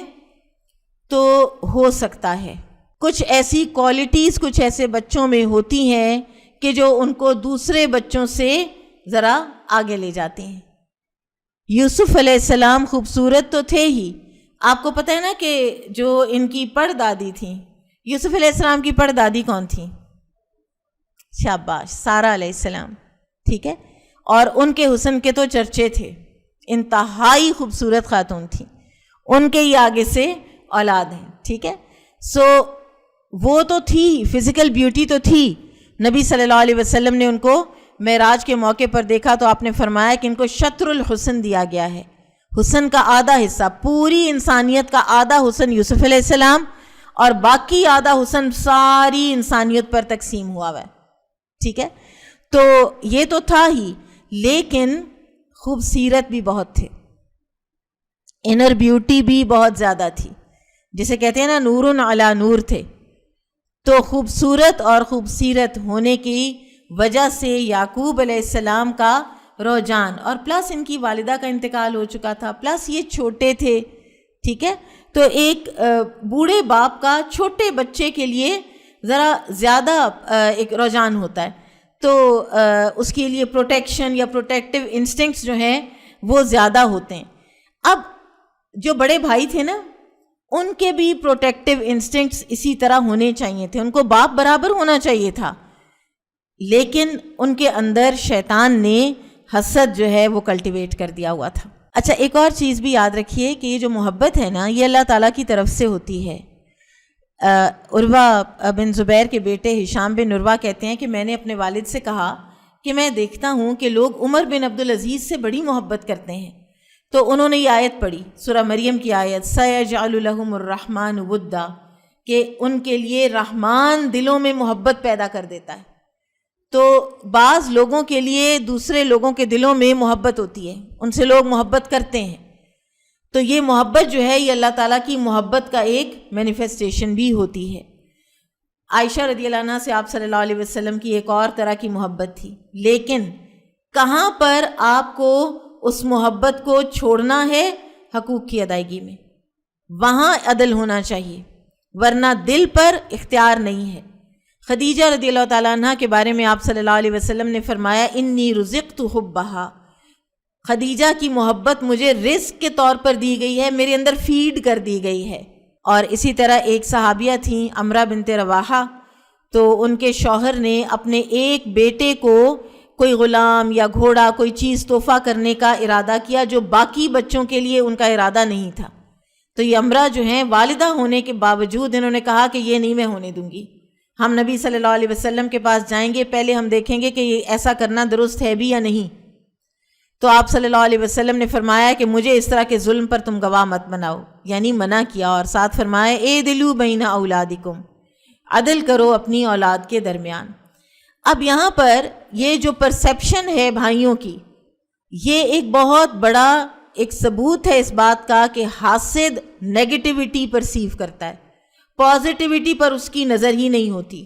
کیا یعقوب علیہ السلام کو یہ باقی بیٹے پیارے نہیں تھے؟ پیارے تھے، اور اس کا ثبوت ہمیں ملا ہے پورے قصہ یوسف میں، کہ بعد میں جب وہ اتنا بڑا کام کر کے بھی آ گئے تو یعقوب علیہ السلام نے ایک جملہ بولا، پھر اس کے بعد سال ہا سال اسی گھر کے اندر انہی بیٹوں کے ساتھ گزارا ہے، کوئی تانے تشنے نیگیٹو باتیں نہیں کی۔ تو محبت تو تھی، ان بیٹوں کے ساتھ بھی تھی، لیکن ان سے ذرا سا بھی جو فرق ہے، اور ایک چھوٹے بھائی کا فرق، وہ بھی ان سے برداشت نہ ہوا، تو حسد انسان کو بہت نیچے لے جاتا ہے، حاسد انسان بہت کم ظرف ہو جاتا ہے۔ اب اس حسد میں آ کے وہ کہاں تک پہنچے؟ اقتلوا یوسف او اطرحوہ ارضا یخل لکم وجہ ابیکم وتکونوا من بعدہ قوما صالحین، یوسف کو قتل ہی کر ڈالو یا اسے کسی نامعلوم جگہ پھینک دو کہ تمہارے والد کا رخ صرف تمہاری طرف ہو جائے، اس کے بعد تم نیک بن جانا۔ سو یہاں سے یہ پتہ چلتا ہے کہ حسد کو فوراً اپنے اندر سے ختم کرنا ہے اور اس کو اپنے ایکشنز میں ٹرانسلیٹ نہیں کرنا، کیونکہ حسد کبیرہ گناہ کی طرف لے جاتا ہے، یہاں تک کہ قتل کی طرف لے جاتا ہے۔ قریش نے حسد کیا نبی صلی اللہ علیہ وسلم سے کہ یہ بنی ہاشم کا ایک یتیم، یہ کہا کرتے تھے نا، ابو جہل کہا کرتا تھا، یہ ہم بنی ہاشم کے یتیم کی بات مان لیں اور ہمارا قبیلہ پیچھے رہ جائے۔ تو وہ حسد ان کو کفر تک اور نبی صلی اللہ علیہ وسلم کے قتل اور سازشیں اور جلاوطنی ہر چیز کی طرف لے کر گیا۔ یہود کو حسد ہو گیا، مدینہ کے یہود کو نبی صلی اللہ علیہ وسلم سے وہ حسد ان کو نبی صلی اللہ علیہ وسلم کے قتل کی طرف لے گیا۔ کتنی دفعہ انہوں نے پلاٹنگ کی، کتنی دفعہ انہوں نے کوشش کی۔ یہود کے جو ریبائز تھے ان کو عیسیٰ علیہ السلام سے حسد ہوا تو انہوں نے جا کے رومنس کو کہا کہ اس کو صلیب چڑھا دو، باقی کسی بڑے سے بڑے مجرم کو چھوڑنا ہے چھوڑ دو، ان کو نہ چھوڑنا۔ تو حسد انسان کو کہاں سے کہاں تک لے جاتا ہے۔ تو اسی طرح سے یہ جو بھائی تھے یہ ایسے ہی حسد کا شکار ہوئے، اور پھر شیطان کا ایک بہت بڑا حربہ، وَتَكُونُوا مِن بَعْدِهِ قَوْمًا صَالِحِينَ، بعد میں نیک بن جانا، بعد میں توبہ کر لیں گے۔ بہت سے لوگ ہوتے ہیں وہ کہتے ہیں کہ اچھا ٹھیک ہے یہ کام کرتے رہو، ہٹ دھرمی کے ساتھ، ڈیفائنس کے ساتھ کرتے رہو، جا کے حج کرائیں گے، بعد میں صالحین بن جانا۔ تو ایک یاد رکھنے کی بات ہے، اور یہ اصول ہے زندگی کا، الغایۃ لا تبرر الوسیلہ، ends do not justify the means. آپ کا فرض کریں ہمارے معاشرے میں ایک بہت ہی عام چیز ہے، ہم اس کی اگزامپل لے لیتے ہیں، آپ نے کسی بڑے ہی نوبل کاز کے لیے آپ نے فنڈ ریزنگ کرنی ہے، کاز بڑا نوبل ہے، ہیومینٹی کے لیے ہے، لیکن آپ اس کے لیے وسیلہ کیا استعمال کر رہے ہیں؟ میوزیکل کانسرٹس، ناچ گانا، شراب کی مجلسیں، وہاں پر لوگ جو ہیں وہ پیسے دیتے ہیں اور پھر آپ اس سے ایک کوئی بڑا کام کر لیتے ہیں۔ تو ends do not justify the means, انہوں نے بھی اپنے باپ کی محبت حاصل کرنا ایک بڑی ہی نوبل بات تھی، لیکن بجائے اس کے کہ اپنے اندر کوئی اخلاقیات ایسی پیدا کریں کہ باپ کی محبت بڑھ جائے ان کے لیے، انہوں نے وسیلہ کیا اختیار کیا؟ ایک شارٹ کٹ اور ایک انتہائی ظالمانہ کام کہ قتل کر دو، یا پھر اس کو کہیں جا کے ایسی سرزمین میں پھینک آؤ کہ جو باپ کی نظروں سے یہ اوجھل ہو جائیں۔ نبی کریم صلی اللہ علیہ وسلم نے فرمایا بدگمانی سے بچتے رہو، کیونکہ بدگمانی کی باتیں اکثر جھوٹی ہوتی ہیں۔ لوگوں کے عیوب تلاش کرنے کے پیچھے نہ پڑو، آپس میں حسد نہ کرو، کسی کی پیٹھ پیچھے برائی نہ کرو، بغض نہ رکھو، بلکہ سب اللہ کے بندے آپس میں بھائی بھائی بن کر رہو۔ پھر اسی طرح آپ صلی اللہ علیہ وسلم نے فرمایا پہلی امتوں کی بیماری آہستہ آہستہ تمہاری طرف سرکتی آ رہی ہے، وہ حسد اور دشمنی ہے، اور وہ مونڈنے والی ہے۔ میں یہ نہیں کہتا کہ وہ بالوں کو مونڈتی ہے، بلکہ وہ دین کو مونڈ کر صاف کر دیتی ہے، یعنی دین ہی ایگزٹ کر جاتا ہے اس جگہ سے جہاں پر حسد ہوتا ہے آپس کا۔ اسلاف میں سے کسی کا کہنا ہے، وہ کہتے ہیں کہ میں نے ایک دیہاتی کو یہ کہتے ہوئے سنا کہ میں نے حاسد سے بڑھ کر مظلوم نما ظالم کوئی اور نہیں دیکھا۔ وہ ہمیشہ حزن و ملال اور دائمی شکایت اور بدبختی کا شکار رہتا ہے۔ حاسد خوش تو کوئی نہیں ہوتا نا، غمگین رہتا ہے، اس کی عقل حیران رہ جاتی ہے، اور نہ ختم ہونے والی حسد اس کا مقدر بن جاتی ہے۔ وہ لگتا ہے کہ مظلوم ہے، وہ اتنا غمزدہ ہے، لیکن اصل میں وہ ظالم ہے، کیونکہ حسد جو ہے وہ in and of it self وہ ظلم ہے۔ ابو لیث کہتے ہیں کہ حسد کیے جانے والے شخص تک کوئی تکلیف پہنچنے سے پہلے ہی حاسد کو 5 سزائیں ملتی ہیں۔ نمبر 1، لا متناہی، کبھی ختم نہ ہونے والا رنج و غم۔ نمبر 2، اجر و ثواب سے خالی مصیبت، وہ اس مصیبت کا شکار ہے، اس کو دکھ ہے فلاں کے پاس یہ کیوں ہے، اور اس کو اس مصیبت کا اجر تو ہے کوئی نہیں، بلکہ اس کی نیکیاں کھائی جا رہی ہیں، ختم ہو رہی ہیں۔ تیسری سزا رسوا کن نصیب، رسوا کن مذمت۔ چوتھی سزا رب کی ناراضگی۔ پانچویں سزا یہ ہے کہ اس کے لیے رب تعالیٰ کی رضامندی کے تمام دروازے بند ہو جاتے ہیں۔ لہٰذا کسی کی نعمت پر اس طرح کبھی حسد نہ کرو کہ تم اس کے زوال نعمت کے خواہش مند ہو جاؤ۔ بہرحال ابھی آپس میں پلاننگ کر رہے ہیں۔ قال قائل منہم لا تقتلوا یوسف وَأَلْقُوهُ فِي غَيَابَةِ الْجُبِّ يَلْتَقِطْهُ بَعْضُ السَّيَّارَةِ إِن كُنتُمْ فَاعِلِينَ۔ ان میں سے ایک نے کہا کہ یوسف کو قتل نہ کرو، بلکہ اسے کسی اندھے کنویں کی تہ میں ڈالاؤ کہ اسے کوئی آتا جاتا قافلہ اٹھا لے۔ اگر تمہیں کرنا ہے تو یوں کرو۔ کہتے ہیں کہ جو سب سے بڑا تھا یہودا، یہ ہے جس نے یہ کہا تھا، اور بعد میں بھی اسی کا ذکر آتا ہے کہ جب مصر میں وہ سٹک ہو جاتے ہیں، وہ ہم انشاءاللہ بعد میں پڑھیں گے۔ تو کچھ اگر رمق انسانیت کی تھی تو اس کے اندر آئی، لیکن وہ بھی کتنی کہ جان سے نہ جائے، چلو چھوٹا بھائی ہے ہمارا، لیکن باقی کاموں میں وہ ساتھ ہیں اپنے، باقی سارے بھائیوں کے سب اکٹھے ہیں 10 کے 10۔ تو یہ پلان ہو گیا اور اس کے اوپر انہوں نے ایکا کر لیا۔ قالوا یا ابانا ما لک لا تأمنا علی یوسف وإنا لہ لناصحون۔ انہوں نے کہا کہ اے ہمارے ابا جان، آخر آپ یوسف کے بارے میں ہم پر اعتبار کیوں نہیں کرتے؟ ہم تو اس کے خیر خواہ ہیں۔ گارنٹیز دے رہے ہیں اپنی سچی خیر خواہی کی، اور یہ پہلے سے پتہ ہے کہ یعقوب علیہ السلام ان کے حوالے سے یوسف علیہ السلام کو ذرا رکھتے ہیں الگ سے اور پروٹیکٹیو ہیں زیادہ۔ تو کہنے لگے ارسلہ معنا غدًا یرتع ویلعب وإنا لہ لحافظون۔ گارنٹیز دے رہے ہیں کل آپ اسے ضرور ہمارے ساتھ بھیج دیجئے۔ جنگل میں لکڑیاں کاٹنے جاتے تھے، کوئی بیریز چننے جاتے تھے، جو بھی وہاں سے کچھ لاتے تھے، اور بکریاں بھی چرا کے لاتے تھے، تو یہ بھی خوب کھا پی لے گا، کوئی بیر، کوئی چیزیں، جنگل کی سوغات، اور کھیل بھی لے گا، پکنک کر لے گا، اور اس کی حفاظت کے ہم ذمہ دار ہیں۔ گارنٹیز دیتے جا رہے ہیں یعقوب علیہ السلام کو۔ تو یعقوب علیہ السلام نے کہا قال انی لیحزننی ان تذهبوا به واخاف ان یاکلہ الذئب وانتم عنہ غافلون۔ کیا کریمانہ اخلاق ہے۔ یعقوب علیہ السلام نے کہا اسے تمہارا لے جانا مجھے تو سخت صدمہ دے گا، اور مجھے یہ بھی کھٹکا لگا رہے گا کہ تمہاری غفلت میں اسے بھیڑیا کھا جائے. ڈائریکٹ کوئی بات نہیں کی کہ میں تمہیں ٹرسٹ نہیں کرتا, میں نہیں سمجھتا کہ تم اس لائق ہو کہ میرا بیٹا تمہارے ساتھ یہ والا جائے, تم لوگ اس کی حفاظت کرنے میں نے بڑے مشاہدے کیے ہوئے, میں نے بڑا دیکھا ہوا ہے تم لوگوں کو, تم لوگوں نے فلاں وقت پہ اس کو یہ کیا وہ کیا, کچھ نہیں کہا. اور ایک جو خیالی ایک بات ہے نا وہ کر دی کہ ان پر ڈائریکٹ بات نہ آئے, لیکن یہ بھی ان تک بات پہنچ جائے کہ میں کس قدر ورڈ ہوں, میں تو اس کی جان کے بارے میں ورڈ ہوں. یہ بھی کہا جاتا ہے کہ یعقوب علیہ السلام کی یہ فراست تھی, اور ایک حدیث میں آتا ہے, حدیث کا مفہوم ہے کہ مومن کی فراست سے بچو, کہ مومن کو پتہ چل جاتا ہے, وہ سینس کر لیتا ہے, وہ سرکمسٹانسز دیکھ کے, وہ باڈی لینگویج دیکھ کے, وہ چہرے کے ایکسپریشنز دیکھ کے, وہ بات کا انداز دیکھ کے وہ سینس کر لیتا ہے کہ یہ بندہ سچ بول رہا ہے کہ یہ جھوٹ بول رہا ہے, اس کے اندر کچھ اور ہے اور باہر کچھ اور ہے. تو اس لیے یعقوب علیہ السلام نے یہ بات کہی. اور جتنا انسان قرآن کے ساتھ اپنے وہ کرتا ہے نا ریلیشن شپ کو اسٹرانگ, اتنا اس کی یہ فراست بڑھتی ہے.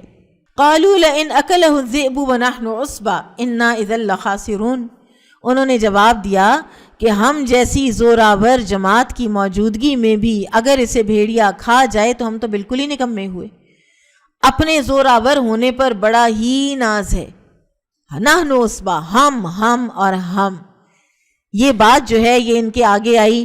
یہی عصبہ جو ہے یہ پھر فقیر بن کے یوسف علیہ السلام کے سامنے کھڑا ہوا تھا. ساری طاقت, سارا زور, سارا اپنی بل بوتے کا غرور سب ٹوٹ چکا تھا. تو عاجزی انسان کے لیے بہت ضروری ہوتی ہے. انسان کی کامیابی بھی جو ہے نا وہ عاجزی کے اندر چھپی ہوئی ہے. فَلَمَّا ذَهَبُوا بِهِ وَأَجْمَعُوا أَن يَجْعَلُوهُ فِي غَيَابَةِ الْجُبِّ, پھر جب وہ اسے لے چلے اور سب نے مل کر ٹھان لیا کہ اسے غیر آباد گہرے کنویں کی تہ میں پھینک دیں گے. یہ جو جب ہے نا, اصل جو لفظ ہے نا کنویں کے لیے عربی میں عام استعمال ہونے والا وہ بیر ہے, بیر معونہ جیسے ہے بیر, ٹھیک ہے, با حمزہ را, لیکن وہ ہے کہ جو ایک آباد کنواں ہے جس کے اوپر انسان آتے ہیں, جانور آتے ہیں, اور جس کے ارد گرد منڈیر بھی ہوتی ہے, یعنی سیفٹی میئرز بھی اس کے بنے ہوئے ہوتے ہیں. جب بے آباد ویران کنواں بغیر منڈیر کے, تو ایسا ڈھونڈا جا کے. وَأَوْحَيْنَا إِلَيْهِ لَتُنَبِّئَنَّهُمْ بِأَمْرِهِمْ هَذَا وَهُمْ لَا يَشْعُرُونَ, اور اس وقت ہم نے اس چھوٹے سے بچے یوسف علیہ السلام کی طرف وحی کی کہ یقیناً وہ وقت آئے گا کہ تو انہیں اس ماجرے کی خبر اس حال میں دے گا کہ وہ جانتے ہی نہ ہوں. انہیں پتہ ہی نہیں ہوگا کہ یہ سامنے کھڑا ہوا عزیز مصر بادشاہ وہ یوسف ہے جس کو ہم نے کنویں میں ڈال دیا تھا. یہاں پر ایک بہت ہی خوبصورت بات ہے کہ اللہ کی سنت ہے, اور یہی انسانوں کو بھی سکھائی جاتی ہے, ٹوٹے ہوئے دلوں کو ڈھارس بندھانا. اس موقع پر جس طرح یوسف علیہ السلام کو ڈھارس بندھائی گئی, وہ چیز ان کے وہ اس وقت کے کنویں کی, واللہ عالم وہ کتنے دن وہاں رہے ہیں یہ نہیں پتہ چلتا, وہ اس میں ان کے لیے ایک امید کی کرن رہی کہ میں نے یہاں سے بچ نکلنا ہے. تبھی تو میں نے ان کو ایک دن بتانا ہے کہ تم لوگوں نے میرے ساتھ کیا کیا تھا. تو اس لیے کہا جاتا ہے, جیسے قرآن میں آتا ہے نا کہ وَلِلْمُطَلَّقَاتِ مَتَاعٌ بِالْمَعْرُوفِ حَقًّا عَلَى الْمُتَّقِينَ, طلاق یافتہ عورتوں کے لیے کوئی نہ کوئی معروف طریقے سے ان کو کچھ دے دلا کے رخصت کیا کرو, یہ متقین پر حق ہے.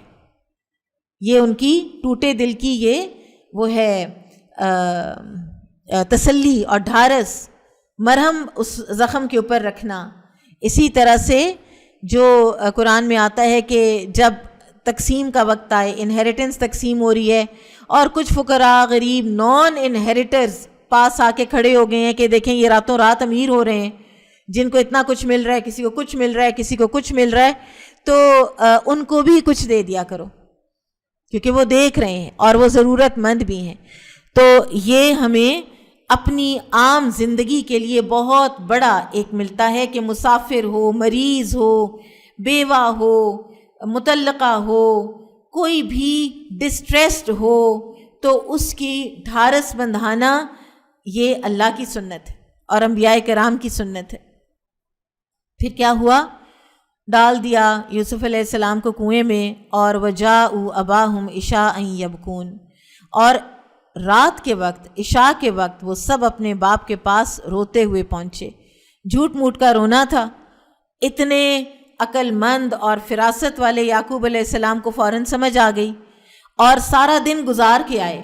دن چڑھے یعنی مغرب سے پہلے پہلے ان کو گھر آ جانا چاہیے تھا، وہ دیر لگا کے آئے کہ رات کے اندھیرے میں جائیں تاکہ زیادہ نہ ہمارے یہ جھوٹ بولتے ہوئے چہرے یعقوب علیہ السلام کو نظر آئیں۔ قالوا یا ابانا انا ذهبنا نستبق وترکنا یوسف عند متاعنا فاکلہ الذئب وما انت بمؤمن لنا ولو كنا صادقین، اور کہنے لگے ابا جان ہم تو آپس میں دوڑ میں لگ گئے، اور یوسف علیہ السلام کو ہم نے اسباب کے پاس چھوڑا تھا، بس اسے بھیڑیا کھا گیا۔ یعنی وہی بات اٹھا لی جو یعقوب علیہ السلام نے ایک رینڈم بات کی تھی، آپ تو ہماری بات نہیں مانیں گے، گو ہم بالکل سچے ہوں۔ جھوٹے کا سب سے بڑا ایک جو سلپ آف ٹنگ ہوتا ہے یا جو لائے ڈیٹیکٹر ہے اس کا لگا ہوا، وہ یہ ہے کہ وہ بات کرتے کرتے کہے گا یقین تو آپ کو آنا نہیں ہے، کیونکہ اس کو خود کو یقین نہیں ہوتا اپنی بات کا۔ آگے چل کے ہم دیکھیں گے جب وہ سچے تھے تو تب یہ بات نہیں کی کہ بنیامین کہاں ہے، تب پوری بات کر رہے ہیں اس قافلے سے پوچھ لیں، فلاں سے پوچھ لیں، فلاں سے پوچھ لیں، ہم کوئی جھوٹ نہیں بول رہے۔ وَجَاءُوا عَلَىٰ قَمِيصِهِ بِدَمٍ كَذِبٍ قَالَ بَلْ سَوَّلَتْ لَكُمْ أَنفُسُكُمْ أَمْرًا فَصَبْرٌ جَمِيلٌ وَاللَّهُ الْمُسْتَعَانُ عَلَىٰ مَا تَصِفُونَ، اور یوسف کے کرتے کو جھوٹ موٹ کے خون سے خون آلود بھی کر لائے تھے۔ باپ نے کہا یوں نہیں، یعنی ایسا نہیں ہوا، بلکہ تم نے اپنے دل ہی میں سے ایک بات بنا لی ہے۔ یہ جو بل ہے نا، یہ ہے نہیں، نو، ایسا نہیں ہوا، بس صبر ہی بہتر ہے۔ صبر جمیل، اور تمہاری بنائی ہوئی باتوں پر اللہ ہی سے مدد کی طلب ہے۔ مشکل وقت میں بندوں کا سہارا کبھی تلاش نہ کریں، بلکہ اللہ سے مدد مانگیں۔ اب یہاں پر یعقوب علیہ السلام نے کیا کہا ہے؟ فصبر جمیل۔ ہمیں ایک کلمہ دیا گیا ہے انا للہ و انا الیہ راجعون۔ علماء کہتے ہیں کہ اگر یعقوب علیہ السلام کو اس کلمے کا پتہ ہوتا تو وہ فصبر جمیل کی بجائے یہ کلمہ کہتے۔ یہ کلمہ امت مسلمہ کے لیے ایک تحفہ ہے۔ کسی بھی ایسی خبر میں، کسی بھی ڈسٹریس میں، ہم عموماً صرف کسی کی وفات پہ اس کو پڑھ چھوڑتے ہیں، تو اس کو پڑھیں اور سچے دل سے پڑھیں تو انسان کا اجر ثابت ہو جاتا ہے۔ صبر جمیل کیا ہے؟ وہ صبر جس میں جزا فضا نہیں ہوتی، شکوہ شکایت نہیں ہوتا، آنسو آ سکتے ہیں لیکن زبان پر شکوہ نہیں ہوتا۔ امام سفیان ثوری کہتے ہیں 3 باتیں صبر ہیں: ہر ایک کے سامنے اپنی تکلیف کو بیان نہ کرنا، اپنی مصیبت کا ذکر نہ کرنا، اپنے آپ کو پاک قرار نہ دینا۔ اور اسی طرح سے نبی صلی اللہ علیہ وسلم نے فرمایا الصبر عند الصدمۃ الاولیٰ، صبر وہ ہے جو صدمے کی یا پہلی چوٹ لگتے ہی کیا جائے، کیونکہ بعد میں تو پھر آہستہ آہستہ آ ہی جانا ہوتا ہے۔ رسول اللہ صلی اللہ علیہ وسلم نے اپنے چچا کے بیٹے عبداللہ بن عباس جو کہ ایک بچے سے تھے اور آپ صلی اللہ علیہ وسلم ان کو ساتھ ساتھ رکھتے اور ان کی تربیت کرتے تھے، تو ایک مرتبہ آپ نے ان سے کہا کہ اے لڑکے، اللہ کے حقوق کا خیال رکھو، تم اسے اپنے سامنے پاؤ گے۔ تم خوشحالی میں اللہ کو یاد رکھو، وہ سختی کے وقت تمہیں یاد رکھے گا۔ جان لو کہ جو چیز تمہیں نہیں ملی وہ تمہیں ملنے والی نہیں تھی، اور جو تمہیں مل گئی وہ تمہیں ملے بغیر رہنے والی نہیں تھی۔ جان لو کہ مدد صبر کے ساتھ ہی آتی ہے، اور کشادگی تنگی پر ہی آتی ہے، اور یہ کہ مشکل کے ساتھ ہی آسانی ہے۔ اور ایک پریکٹیکل ٹپ جو ہے کہ انسان کی عافیت نہ ٹلے تو اس میں دعاؤں کے ساتھ ساتھ ایک کام لگاتار کرتے رہنا چاہیے کہ عافیت کے دنوں میں بھی صدقے کی کثرت رکھیں۔ ہم میں سے ہر ایک کو اپنا یہ ایک بنا لینا چاہیے طریقہ کہ روزانہ کا صدقہ کریں، چاہے وہ 10 روپے ہے، 15 روپے ہے، 20 ہے، 50 ہے، 100 ہے، جو کوئی جتنا افورڈ کرتا ہے۔ اللہ تعالیٰ کو کوانٹٹی سے کچھ غرض نہیں ہے۔ آپ کا اخلاص سے دیا ہوا آدھا کھجور کا ٹکڑا جو ہے وہ بھی احد پہاڑ جتنا اجر لا سکتا ہے۔ اب زندگی کا ایک اور دور شروع ہوتا ہے۔ وَجَاءَتْ سَيَّارَةٌ فَأَرْسَلُوا وَارِدَهُمْ فَأَدْلَىٰ دَلْوَهُ قَالَ يَا بُشْرَىٰ هَٰذَا غُلَامٌ وَأَسَرُّوهُ بِضَاعَةً وَاللَّهُ عَلِيمٌ بِمَا يَعْمَلُونَ، اور ایک قافلہ آیا اور انہوں نے اپنے پانی لانے والے کو بھیجا، اس نے اپنا ڈول لٹکایا، کہنے لگا واہ واہ خوشی کی بات ہے، یہ تو ایک لڑکا ہے۔ انہوں نے اسے مال تجارت قرار دے کر چھپا لیا، اور اللہ تعالیٰ اس سے باخبر تھا جو وہ کر رہے تھے۔ یعنی اب وہ قافلے والے بھی لڑکا دیکھ کے غلام بنا لیا اور بے ایمان ہو گئے۔ یہ بھی تو ہو سکتا تھا نا کہ بچے تم کہاں سے آئے ہو، یہ قریبی گاؤں ہے، چلو دیکھیں تمہارے والدین کو ڈھونڈیں، نہیں، چھپا لیا اور اس کو تاکہ غلام بنا کر بیچ لیں گے، ایک ایکسٹرا کچھ پیسے ہمارے ہاتھ آ جائیں گے۔ وَشَرَوْهُ بِثَمَنٍ بَخْسٍ دَرَاهِمَ مَعْدُودَةٍ وَكَانُوا فِيهِ مِنَ الزَّاهِدِينَ۔ کیسی ناقدری ہوئی ہے زندگی کی اسٹیج کے اوپر، انہوں نے اسے بہت ہی ہلکی قیمت پر، گنتی کے چند درہموں پر بیچ ڈالا۔ وہ تو یوسف کے بارے میں بہت ہی بے رغبت تھے، وہ کہتے ہیں نا ایزی کم ایزی گو، مال مفت دل بے رحم، جتنے ملتے ہیں لے لو، ہم نے کون سا اس کے اوپر کوئی محنت کی ہوئی ہے، جلدی سے گیٹ ریڈ آف اٹ۔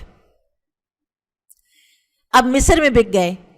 وقال الذي اشتراه من مصر لامرأته اکرمی مثواه عسى ان ينفعنا او نتخذه ولدا وكذلك مكنا ليوسف في الارض ولنعلمه من تأويل الاحاديث والله غالب على امره ولكن اکثر الناس لا يعلمون۔ مصر والوں میں سے جس نے اسے خریدا تھا، اس نے اپنی بیوی سے کہا کہ اسے بہت عزت و احترام کے ساتھ رکھو، بہت ممکن ہے کہ یہ ہمیں فائدہ پہنچائے یا اسے ہم اپنا بیٹا ہی بنا لیں۔ یوں ہم نے مصر کی سرزمین پر یوسف کا قدم جما دیا کہ ہم اسے خواب کی تعبیر کا کچھ علم سکھا دیں۔ اللہ اپنے ارادے پر غالب ہے، لیکن اکثر لوگ بے علم ہوتے ہیں۔ بظاہر کیا لگ رہا ہے کہ ہاتھ آؤٹ آف کنٹرول حالات ہو رہے ہیں، ہاتھ سے نکل رہے ہیں، لیکن اصل میں کیا ہے؟ واللہ غالب علی امرہ، سب اللہ کے حکم سے ہو رہا ہوتا ہے۔ آپ سمجھ رہے ہیں کہ حالات آپ کے کنٹرول میں نہیں ہیں، اصل میں وہ اللہ کے کنٹرول میں ہوتے ہیں، اور اللہ کی مشیت سے سب کچھ ہو رہا ہوتا ہے۔ سب کچھ اللہ تعالیٰ کے تو مشیت کے بغیر کوئی پتا بھی نہیں ہل سکتا اس دنیا میں۔ اب یہاں پر آپ دیکھیں کہ کہاں سے، کنعان سے، اور وہ ایک ظاہر ہے بدوؤں کا گاؤں کا علاقہ تھا، اتنی عظیم الشان تہذیب کے اندر لا کر، اور وہ بھی عزیز مصر کے گھر کے اندر، جو کہ کہا جاتا ہے کہ وزیر خزانہ تھا، اور اس کے گھر ڈگنیٹریز آیا کرتے تھے، وہ حساب کتاب کا ماہر تھا، تو ایسے ان کو ایکسپوئر دیا اور ایسے گھر میں رکھا کہ وہ بہت سی چیزیں سیکھ جائیں، کیونکہ جب انہوں نے گرو اپ کرنا ہے تو اس مصر کی سویلائزیشن کا بہت بڑا مسئلہ انہی کے ہاتھوں حل ہونا تھا۔ وَلَمَّا بَلَغَ أَشُدَّهُ آتَيْنَاهُ حُكْمًا وَعِلْمًا وَكَذَلِكَ نَجْزِي الْمُحْسِنِينَ۔ جب یوسف پختگی کی عمر کو پہنچ گئے، ہم نے اسے قوت فیصلہ اور علم دیا، ہم نیکوکاروں کو اسی طرح بدلہ دیتے ہیں۔ حکمت، علم، قوت فیصلہ ملنے کا مطلب کیا ہوتا ہے؟ کہ نبوت ملی ہے۔ ٹھیک ہے، تو یوسف علیہ السلام پر اللہ تعالیٰ کے یہ انعامات تھے، حکمت، علم، قوت فیصلہ۔ اب بات یہ ہے کہ اللہ تعالیٰ آگے فرما رہے ہیں وَكَذَلِكَ نَجْزِي الْمُحْسِنِينَ، جو کوئی بھی احسان کے لیول پہ زندگی گزارے گا اسی طرح کی جزا اس کو بھی ملے گی۔ نبی وہ نہیں ہوگا۔ انبیاء کرام کے بہت سے قصوں میں، ہمیں نوح علیہ السلام کے قصے میں، ایوب علیہ السلام کے قصے میں پتہ چلتا ہے کہ ان جیسا شکر کرنے والے شاکرین کو ایسی ہی جزا دی جائے گی جیسی نوح علیہ السلام کو ملی، ایوب علیہ السلام جیسا صبر کرنے والوں کو ویسی ہی جزائیں دی جائیں گی جیسے ایوب علیہ السلام کو دی گئیں۔ تو لہٰذا یہ ہے اصل وجہ۔ اچھا، اب آگے جو ہے وہ عزیز مصر کی بیوی والا واقعہ شروع ہوتا ہے، تو ٹھیک ہے ہم یہاں پر اس کو وائنڈ اپ کر دیتے ہیں، اس کو نہیں پڑھتے آگے۔ سبحانک اللہم و بحمدک اشہد ان لا الہ الا انت استغفرک و اتوب الیک۔